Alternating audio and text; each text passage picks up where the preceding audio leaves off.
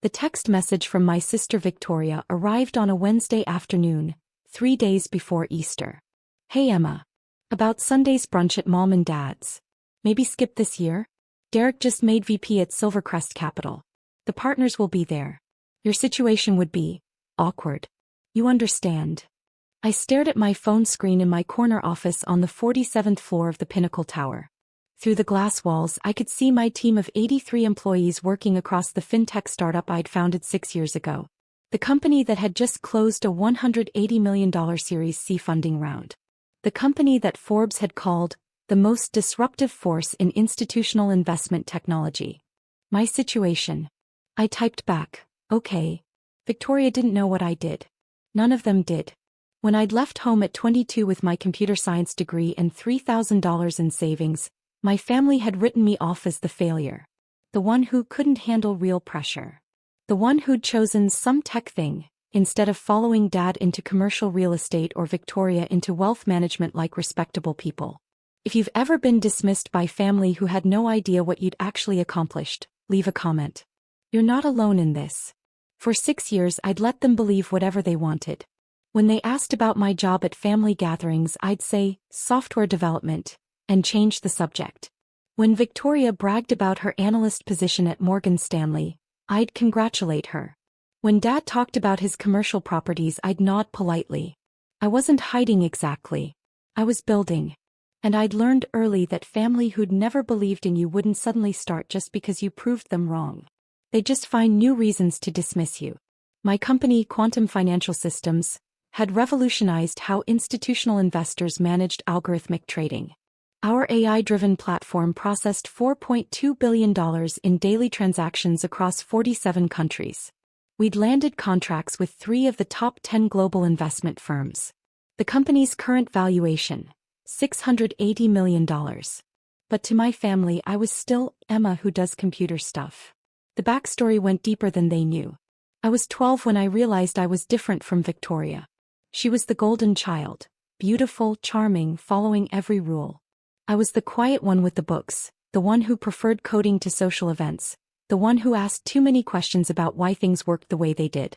Emma's difficult, Mom would tell relatives. Always has been. When I was 16, I'd presented an award-winning computer science project at the state competition. I'd won first place and a $10,000 scholarship.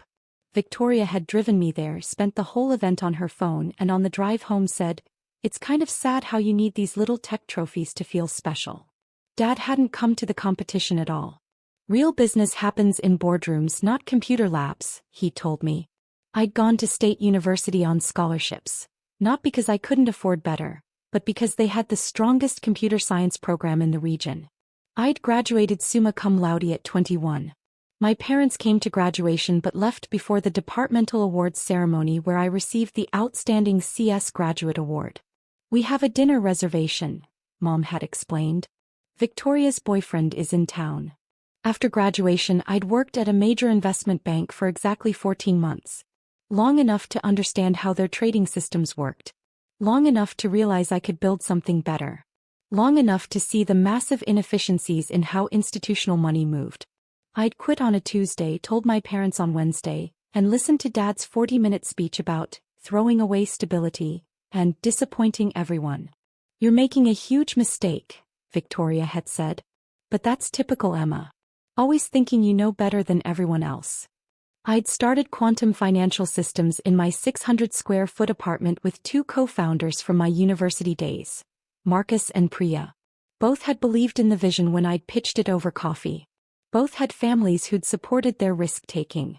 The first year was brutal. 16-hour days. Ramen for dinner. Max credit cards. We'd lived on the edge of financial collapse for 11 months. Then we'd landed our first client, a mid-size investment firm willing to trial our platform. Within 3 months, their algorithmic trading efficiency had improved 34%. Within 6 months they'd signed a $2.3 million annual contract. That was 5 years ago. Since then we'd grown exponentially. Series of funding, $23 million. Series B, $67 million. Series C, which had closed 2 months ago, $180 million. Total money raised, $270 million. Current valuation, $680 million. My ownership stake, 42%, worth approximately $285 million on paper. I was 28 years old. Forbes had featured me 4 months ago with the headline, "The 28-year-old who's revolutionizing institutional finance." The article included photos of me in my office, quotes about disrupting traditional finance, details about our technology. I'd sent the magazine to exactly 3 people: Marcus, Priya, and my mentor from university. Not my family. What would be the point? Victoria's text messages continued through Thursday and Friday. Thanks for understanding about Sunday. Derek's really sensitive about appearances. Mom's making her famous lamb. You're not missing much, lol. Derek's partners are super old school. They judge everyone by their job. You get it. I replied to none of them. Instead, I focused on the investor meeting scheduled for Tuesday, a potential client meeting that my head of business development, James, had arranged with Silvercrest Capital. They're interested in licensing our platform for their alternative investments division, James had explained in our prep meeting Friday afternoon. Big opportunity. They manage $47 billion in assets. Contract could be worth $15 to $20 million annually. Who's coming to the meeting? I'd asked. James checked his notes. Their VP of Alternative Investments, Derek Morrison. Their head of technology, Susan Park. And their managing director, Richard Grantham. I'd paused. Derek Morrison? Yeah, do you know him? No, I'd lied. Just making sure I have the name right. Derek Morrison. Victoria's fiancé. The man she'd been dating for 8 months. The man she'd been texting me about all week. The man whose sensitivity about appearances meant I wasn't welcome at Easter brunch. I'd said nothing to James. Nothing to Marcus or Priya. I'd simply prepared for the meeting like any other. Reviewed Silvercrest's portfolio.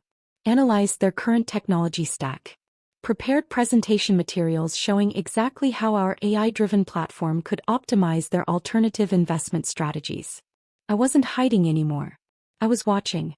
Monday was Easter. I spent it in my apartment working on Q2 projections and reviewing our expansion plans for the European market. My phone stayed silent except for one text from Mom at 4 p.m. Easter brunch was lovely. Derek is so impressive. Victoria's so lucky. Hope you had a nice day. I replied, glad you enjoyed it. Around 7 p.m. Victoria posted 14 photos to Instagram. The whole family at Mom and Dad's house. Victoria with Derek, her arm around his waist, both of them smiling. Derek with Dad, both holding whiskey glasses. Everyone around the table, the famous lamb in the center. The caption, "Perfect Easter with my perfect people. So blessed." 2 hearts #family #Easter #soblist. I liked the post. I didn't comment.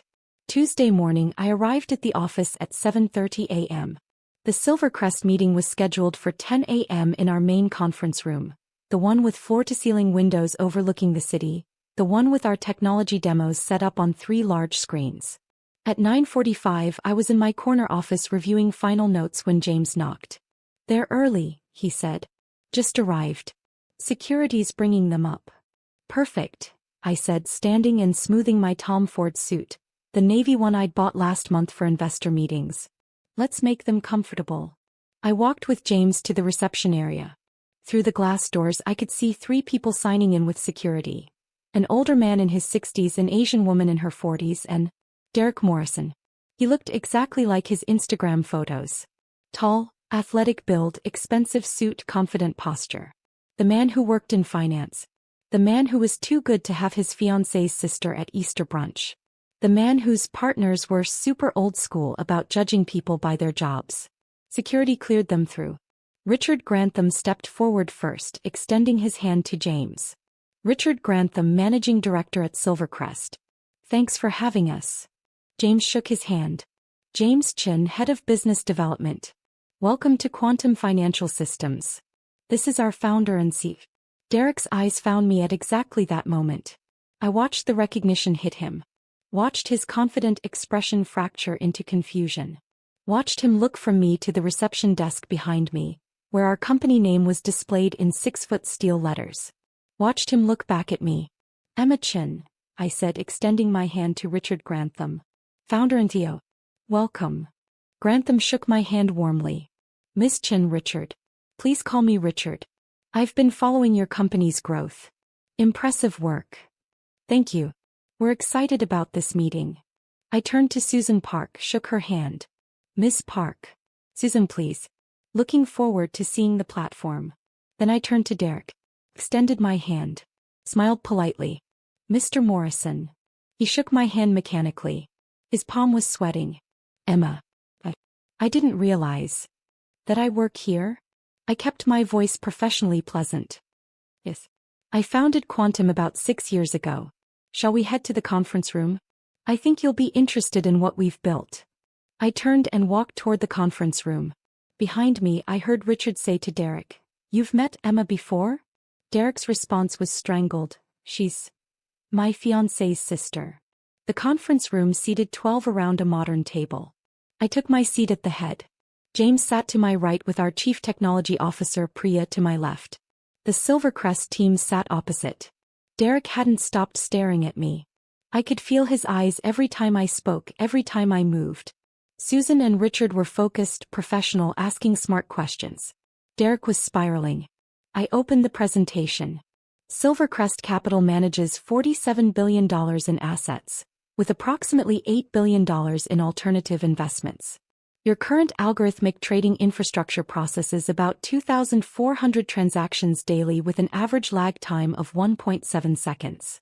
Our AI-driven platform can reduce that lag to 0.3 seconds while processing up to 12,000 transactions daily, which would increase your operational efficiency by 340% and reduce your technology overhead costs by approximately $4.2 million annually.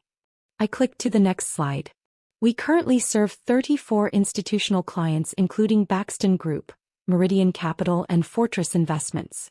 Combined, they process $4.2 billion daily through our platform across 47 countries. Richard leaned forward. What's your average contract value? Annual licensing fees range from $8 million to $24 million depending on asset volume and customization requirements. For Silvercrest's portfolio size, we'd be looking at approximately $18 million annually for full platform access with dedicated support. Derek made a sound like he'd been punched. Richard glanced at him, then back at me. That's in line with what we'd budgeted, Susan said. Can we see a demo of the interface? Absolutely. I nodded to Priya, who brought up the live demo on the center screen. For the next 40 minutes, I walked them through our technology, showed them the AI learning patterns, demonstrated the predictive analytics, explained our security protocols, answered every technical question with precise detail. Derek said nothing, just sat there, growing paler, staring at me like I was a stranger who happened to look exactly like someone he knew. At 11:40, Richard stood and extended his hand. Emma, this is exactly what we've been looking for. Susan, thoughts? Susan nodded. The technology is solid. More robust than the 3 other vendors we've evaluated. I'd recommend we move forward with a pilot contract. Agreed. Richard turned to me. We'd like to propose a 6-month pilot starting in Q3, transitioning to a full contract if the results match your projections. I stood and shook his hand. We can have a formal proposal to you by end of week. Perfect. Richard turned to Derek. Derek, you've been quiet. Any concerns from the alternative investment side? Derek's face was white. No. No concerns. This is all very impressive. Excellent. Richard checked his watch. We should head out. Derek, Susan, let's debrief in the car. James walked them toward reception. I hung back, closing my laptop. When I looked up, Derek had stopped in the doorway. Richard and Susan were already at the elevators. Derek turned back. Emma, he said quietly. Does Victoria know? I met his eyes. Does Victoria know what? That you're this. He gestured around the office. That you're a CEO. That your company is worth. What did Forbes say? $680 million. Ah. I smiled. You read the Forbes article. It's on your wall. He pointed to the framed magazine cover visible through my office glass walls. The cover where I stood in front of the New York Stock Exchange with the headline, The FinTech Disruptor, How Emma Chen Built a $680 Million Empire by Age 28. Yes, it is. Does she know? He repeated.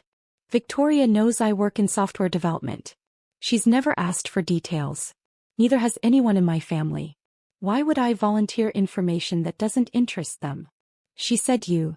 He stopped. Started again. At Easter she said you work some entry-level IT job. That you've never been ambitious. That you're the family disappointment. Did she? It wasn't a question. Emma, He ran his hand through his hair. She uninvited you to Easter brunch. She said your job would embarrass me in front of my partners. Yes. She texted me on Wednesday. I picked up my laptop. Your partners are here now. Were you embarrassed? His face went red. No, obviously, Emma, this is huge. This is massive. You're running a company that could be Silvercrest's primary technology vendor. If Richard finds out that Victoria didn't even want you at a family brunch because my job would embarrass you? I finished. Derek, here's what's going to happen. Your team is going to submit a formal RFP by Friday. My team will respond with a comprehensive proposal by the following Wednesday. You'll spend 3 weeks doing due diligence on our technology, our financials, our client references. Then you'll offer us a pilot contract worth approximately $5.8 million for 6 months, transitioning to $18 million annually after successful completion. I walked past him toward my office. At the doorway I turned back. That's our professional relationship. As for Victoria and Easter brunch, that's between you and her. Though I'd suggest you ask yourself what kind of person judges their siblings' worth by their job title without ever asking what that job actually is. Emma. Enjoy your debrief, Derek. I look forward to receiving Silvercrest's RFP. I walked into my office and closed the door. Drop a comment if you've ever had someone judge you without knowing the full story. The reveal is always sweet. For 3 days nothing happened. Derek didn't call. Victoria didn't text. The silence was instructive. On Friday at 4:47 p.m., Silvercrest's formal RFP arrived via email to James. I reviewed it with Priya and our legal team. It was comprehensive, professional, exactly what we'd expected. Derek's name was on the distribution list but not the primary contact. I assigned the response to our business development team and moved on to other priorities. Tuesday morning my phone rang at 8:15 a.m. Victoria. I answered. Hi, Victoria. Emma. Her voice was tight. We need to talk. Okay. Derek told me about the meeting. Good. Silence. Then, why didn't you tell me? Tell you what? That your company, Emma, he said you're worth hundreds of millions of dollars. He said Forbes did a cover story on you. He said you've built some massive tech empire and you've been hiding it from everyone. I haven't been hiding anything. I've been working. There's a difference. You let us think you were nobody. I pulled the phone away from my ear for a moment. Took a breath. Put it back. Victoria, for 6 years, every time we've had a family gathering, I've told anyone who asked that I work in software development and technology. That's accurate. No one ever asked follow-up questions. No one ever said, tell me about your company, or, how's your business going? No one was interested. You should have told us anyway. Why? The question seemed to stall her. Because we're your family. The family that didn't want me at Easter brunch because my job would embarrass your fiancé? Silence. Victoria, you texted me on Wednesday and told me to skip Easter because my situation would be awkward for Derek. On Tuesday, Derek and his managing director sat in my conference room and signed an RFP that could bring $18 million annually to my company. So which version of my situation is actually awkward? That's not fair. What's not fair is deciding my worth based on assumptions without ever asking me a single question about my life. What's not fair is judging me as a failure for 6 years while I built a company from nothing. What's not fair is uninviting me from family events because you decided I wasn't successful enough to meet your standards. I didn't mean. Victoria, I need to go. I have a meeting. Emma, wait. Mom and Dad don't know yet. I haven't told them. But Derek said his partners are talking about this and you're worried about how it looks that you treated your CO sister like she was beneath you? Silence. Here's what I'm going to do, I said. Nothing. I'm not going to make any announcements. I'm not going to show up at the next family gathering and make some dramatic reveal. I'm just going to keep living my life, running my company, and being polite at family events if I'm invited to them. If people ask me what I do, I'll tell them the same thing I've always told them. I work in software development and technology.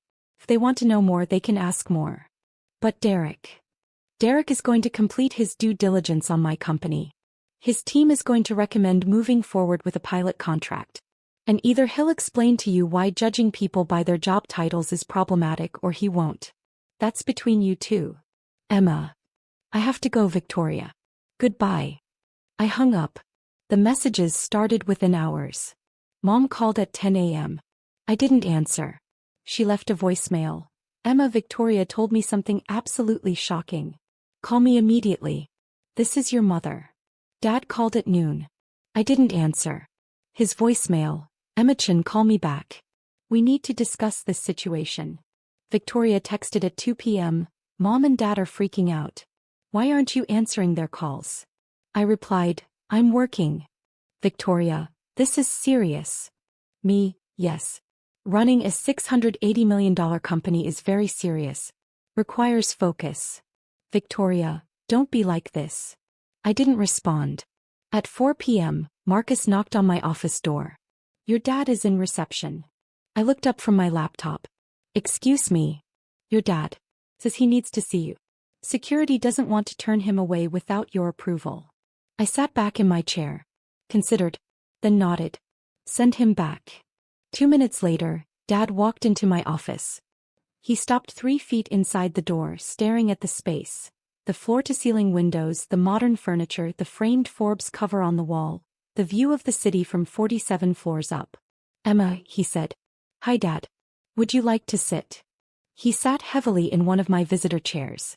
Victoria told me something impossible. Did she? She said you own a company. The CEO. That you're worth. He stopped. It can't be true. I gestured around the office. This is Quantum Financial Systems. I founded it 6 years ago with 2 partners from university. We develop AI-driven algorithmic trading platforms for institutional investors. We currently serve 34 clients across 47 countries and process $4.2 billion in daily transactions. The company's current valuation is $680 million. My ownership stake is 42%. Forbes featured us 4 months ago. Dad stared at me. Why didn't you tell me? I did tell you. 6 years ago. I told you I was starting a technology company. You gave me a 40-minute speech about throwing away stability and disappointing everyone. That's not. I thought you meant some little app or, Emma, this is serious business. Yes. It is. You should have explained that you were building something real. I leaned forward. Dad, at what point in the last 6 years did you ask me a single question about my company? At what point did you say, how's your business going? Or, tell me about your work? You decided what I was doing wasn't important, so you stopped asking. That's not my failure to explain. That's your failure to be interested. His face reddened. Don't speak to me like. Like what? Like a successful CEO speaking to someone who dismissed her for 6 years without knowing any facts? Dad, I've been patient. I've been polite. I've shown up to family events where Victoria brags about her analyst job and you talk about your commercial properties. And I've said nothing about the fact that my company's quarterly revenue exceeds both of your annual incomes combined. I've let you think whatever you wanted to think because frankly, it was easier than constantly defending myself to people who'd already decided I was a failure. We never said you were a failure. Last Thanksgiving you introduced me to Uncle Rob as Emma, who does something with computers. When Victoria got promoted to senior analyst, you threw her a dinner party. When I closed my Series C funding round for $180 million, you didn't know it happened because you never asked how my business was going. Dad stood up. This is ridiculous. You're angry because we didn't throw you a party? No, Dad. I'm not angry. I'm just done pretending that your lack of interest in my life is somehow my responsibility to fix. Emma. I need to get back to work. If you'd like to have a real conversation about my company, my work, or my life, you're welcome to call and schedule time. But I won't be defending myself for being successful. Not to you. Not to Victoria. Not to anyone. Dad's face was red. Your mother expects you at Sunday dinner. Does she expect me or does she expect Emma the CEO, so she can brag to her friends? He said nothing. I'll think about it, I said. Thank you for stopping by. He left without another word. Comment below if you've ever had to set boundaries with family who suddenly cared when they realized you were successful. This is the hard part. The weekend was a barrage of messages. Mom called 6 times. Victoria texted constantly. Even my Aunt Linda, who I hadn't heard from in 3 years, sent a Facebook message. Saw the Forbes article. So proud. Let's catch up soon. I answered none of them. Instead, I spent Saturday at the office with Priya and Marcus, reviewing our Q3 expansion plans. Spent Sunday at home reading and ignoring my phone. Monday morning, James appeared in my office doorway with a wide smile. Silvercrest just sent their pilot contract. $5.8 million for 6 months starting July 1st. Derek Morrison called personally to confirm they're moving forward. Excellent. Send it to legal for review. Already done. James paused. Derek mentioned that he'd like to meet with you personally to discuss the implementation timeline. Said he wants to make sure the transition is smooth. Schedule it with his assistant. Formal meeting, conference room, full team present. Not a one-on-one? No. This is business. We keep it professional. James nodded and left. I returned to my email. At 11 a.m. Victoria called. I considered not answering. Then on the 8th ring I picked up. Hi Victoria. Emma please. Just talk to me for 5 minutes. I said nothing. I'm sorry, she said. I'm sorry for how I treated you. I'm sorry I uninvited you to Easter. I'm sorry I've been dismissive of your work. I'm sorry I judged you without knowing anything about what you'd accomplished. Okay. I didn't know. Victoria, you didn't ask. That's different than not knowing. I know. You're right. I should have asked. I should have been interested. I should have been a better sister. I waited. Derek's been. He's been really clear about how badly I messed up.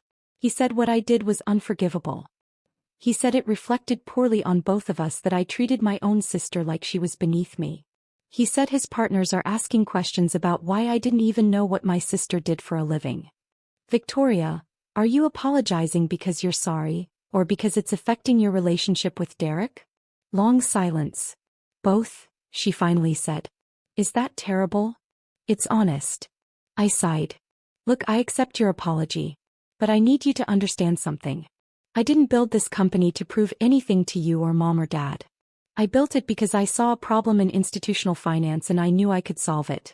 I've spent 6 years working 80-hour weeks, risking everything, building something from nothing.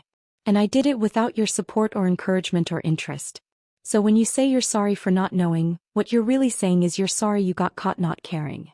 That's harsh. It's true. Another silence. Then, what do I do now? You decide what kind of sister you want to be going forward.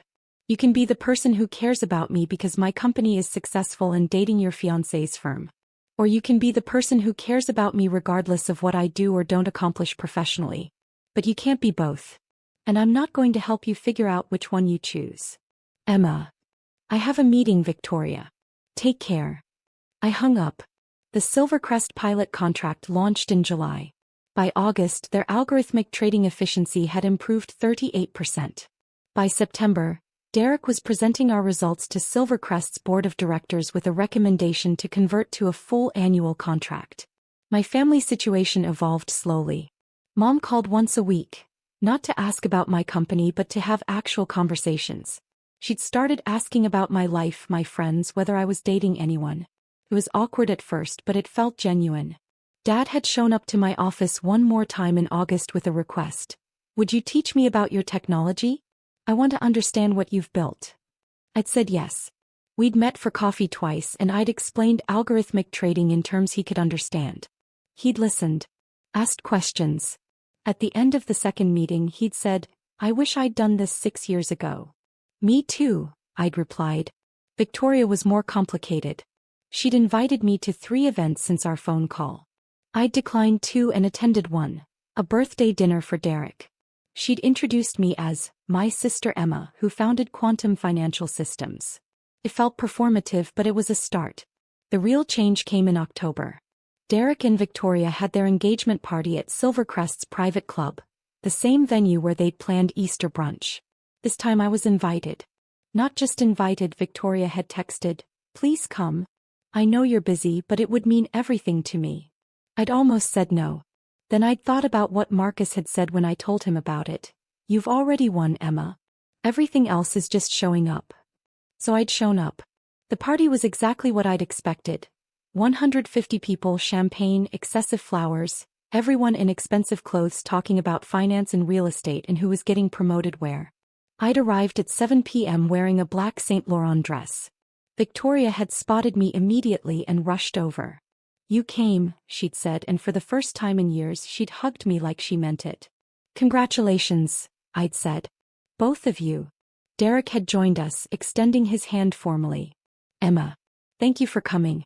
And thank you for what your team has done with the pilot. The results have exceeded every projection. That's good to hear. Victoria had pulled me toward a group of her colleagues. Everyone, this is my sister Emma. She founded Quantum Financial Systems. I'd shaken hands, answered questions about our technology, kept everything professional and brief.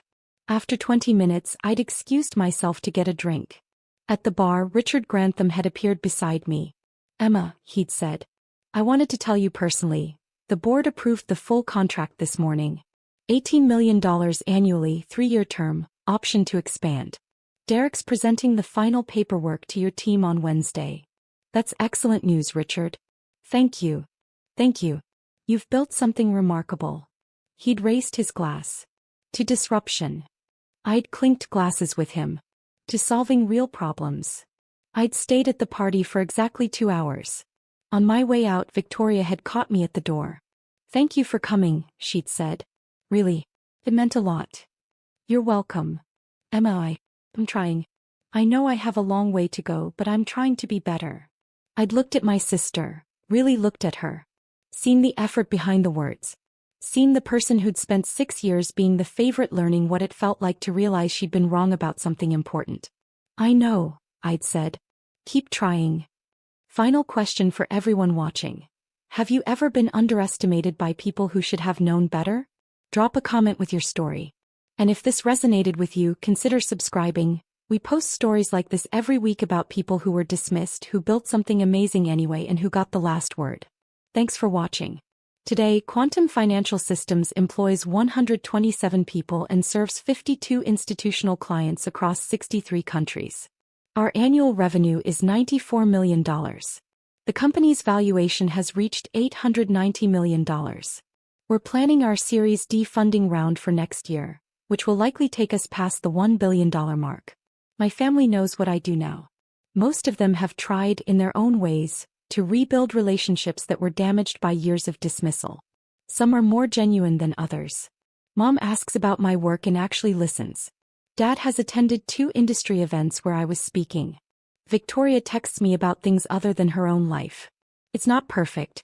It's probably never going to be perfect. But it's different than it was. The Forbes cover still hangs in my office. Not because I need the validation, but because it reminds me that I built something real despite everyone who said I couldn't. That I succeeded not because my family believed in me but because I believed in myself. Derek Morrison is now the Senior Vice President of Technology Integration at Silvercrest Capital.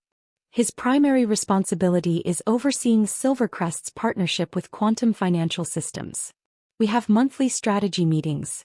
They're professional, productive, and never awkward. Last month, Victoria asked if I'd be her maid of honor at the wedding. I said yes. Not because she deserved it, but because I've stopped measuring my decisions by what people deserve and started measuring them by what I want my life to look like. I want my life to include forgiveness where forgiveness is earned, progress where progress is made, and boundaries where boundaries are necessary. 3 days ago, Victoria and I had coffee. She asked about the Series D funding round. Asked intelligent questions. Took notes. At the end, she'd said, "I'm proud of you, Emma. I should have said that 6 years ago, but I'm saying it now." "Thank you," I'd replied. Then she'd asked, "Do you think you'll ever be able to trust me again? Like really trust me the way sisters should?" I'd considered the question honestly. I don't know. But I think we can try. That's where we are now. Trying. Building something new from broken pieces. It's not the family relationship I wanted when I was 12 or 16 or 22. But it's the one we have. And maybe, eventually, it will be enough. My company is hosting its annual gala next month. a fundraiser for computer science education in underserved communities. I'm giving out $10,000-$50,000 scholarships to students who want to study technology but whose families think they should choose real careers. Victoria asked if she could volunteer at the event. I said yes. Because success isn't just about building an $890 million company. It's about deciding who you want to be when you have the power to be anything. It's about choosing forgiveness without forgetting. It's about showing up for the people who show up for you, even if it took them years to figure out they should. My name is Emma Chin. I'm the founder and CEO of Quantum Financial Systems. I'm 28 years old and worth approximately $373 million on paper. But more importantly, I'm the person who didn't need her family's belief to succeed. I just needed my own.